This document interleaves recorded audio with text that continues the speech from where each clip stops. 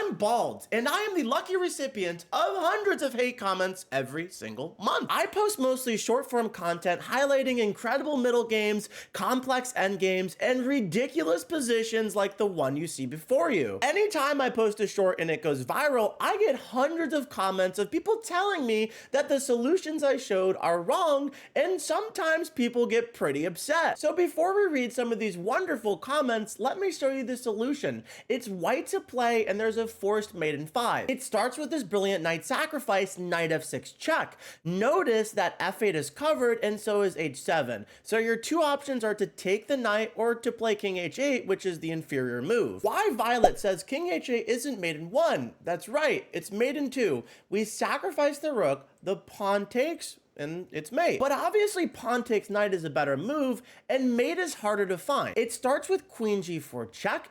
King h8 is mate in 1, so the king hides on h7. Next, we have our second brilliant move, which is to sacrifice the rook.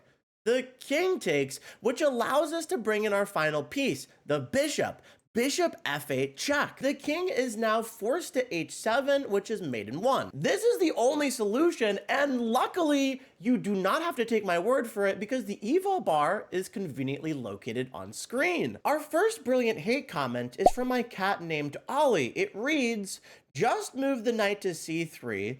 It'd stop the checkmate. I swear I'm not even finished worth the video, and I'm annoyed. Thanks, Ollie. Knight c3 immediately blunders mate, and this is an incredibly dumb move for multiple reasons. And before we move on, you should know that he wasn't the only person that commented this, but he was the most upset. The logic behind this move was to prevent mate on b1, and the queen can't go to b2 because there's a bishop here. And it's that simple, right? No, Ollie. Bishop d4, pinning the knight to the queen. This bishop is now attacked, and oh look, you can't take this bishop because the knight's defending it. Oh, and better yet, now there's mate in 1. The continuation is rook takes bishop, knight takes bishop, queen d3, rook takes a3. Mate is unstoppable, so Stockfish recommends delaying mate by one of these two moves. And after knight takes, we do not take this knight causing a stalemate. Instead, we delay by sacrificing the rook, king takes, and then we take the knight and its mate.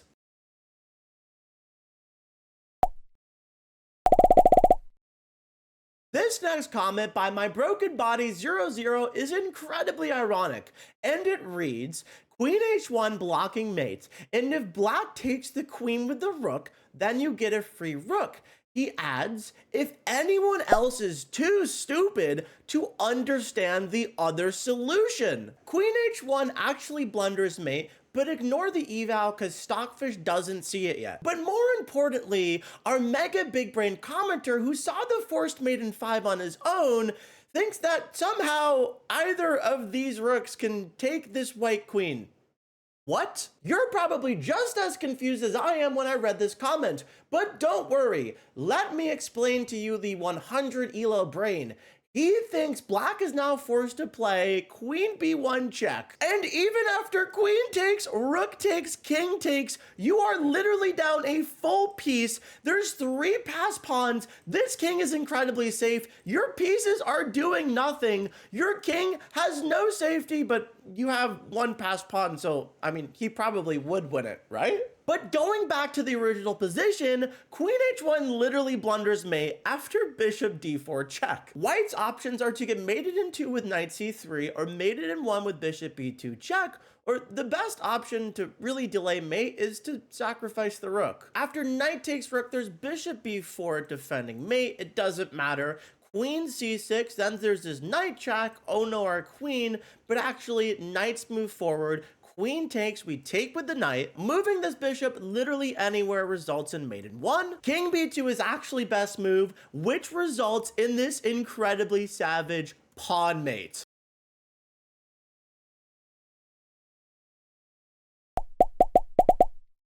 And now we have 2 honorable mentions that aren't hate comments, but are still hilariously wrong. The first comes from Ascend Learning 4831. Bro, sack the bishop. What could that mean? Luckily, there was a commenter who shared the brain cell, and I can't read that name, and he says bishop b4 was the move to be saved, aka sacrificing the bishop. Bishop d4 check, and no, we're not going over this again. In this next example, we have a tricky endgame. Black is about to promote, so your only move is to try to stop that promotion with king d2. You'll now notice there's no way for Black's bishop to defend this promotion rank, but maybe you do, which takes us to our first comment. British Cucumber says, the person with black is an idiot because you sacrifice the bishop and get a queen. Note, I didn't continue the video yet. I'm still on the first move. Obviously, he's talking about bishop c3 check to defend this promotion rank, but this move does not work. Wait, king takes and black promotes. That was probably how he thought I was reacting to his blunder. Why would you take if you could just take the pawn?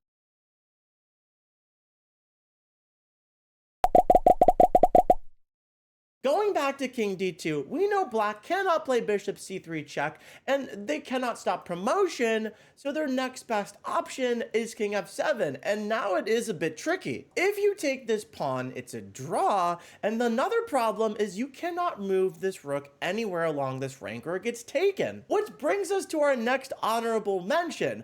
Fireblast 1000 says, am I dumb? I would move the rook to the right, then down a bit. Amazing. He means rook h6 and then down a bit somewhere. 16 seconds into this video, I show you why rook h6 does not work. The rest of this endgame is beautiful. Only move is to sacrifice the exchange. King takes, and then we take the pawn. King g5, king f3, and now black has an amazing trick up their sleeve, king h4. If you push, king g5, and now you have to move away from your pawns, and this is a draw by simple opposition. And if you move your king to these four squares, it's a draw by opposition. If king f4 stalemates, only move is to gain opposition by sacrificing your pawn.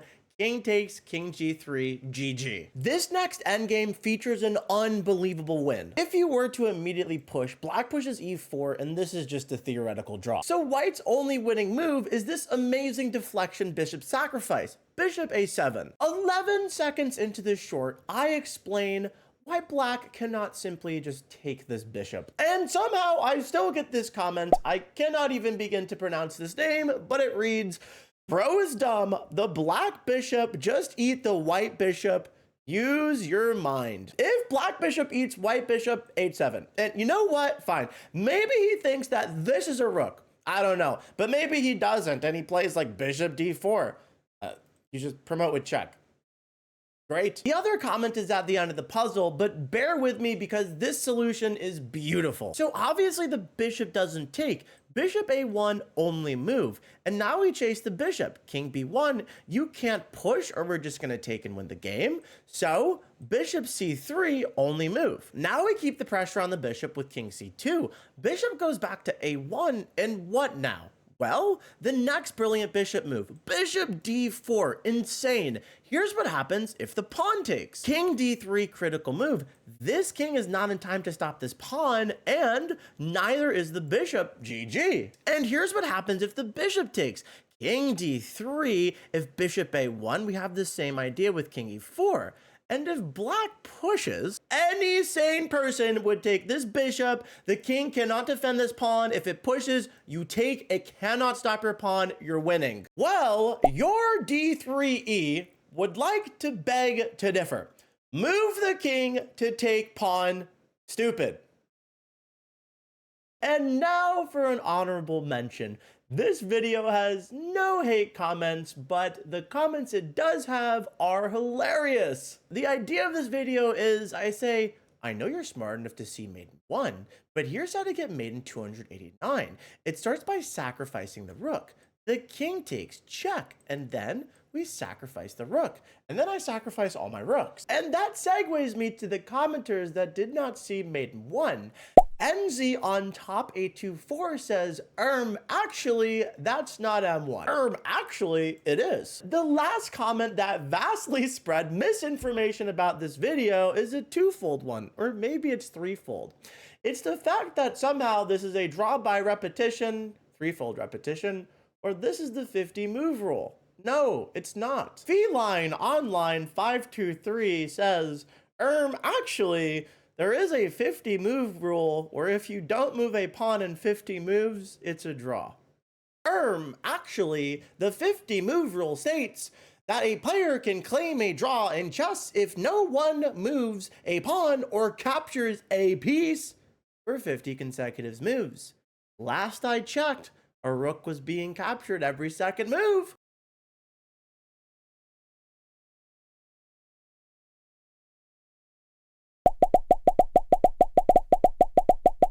And there is no threefold repetition. You sack the rook, the king takes, and a new rook is placed. This square is vacated. There's no repetition. And for this last example, this comment is probably the dumbest hate comment I've ever received.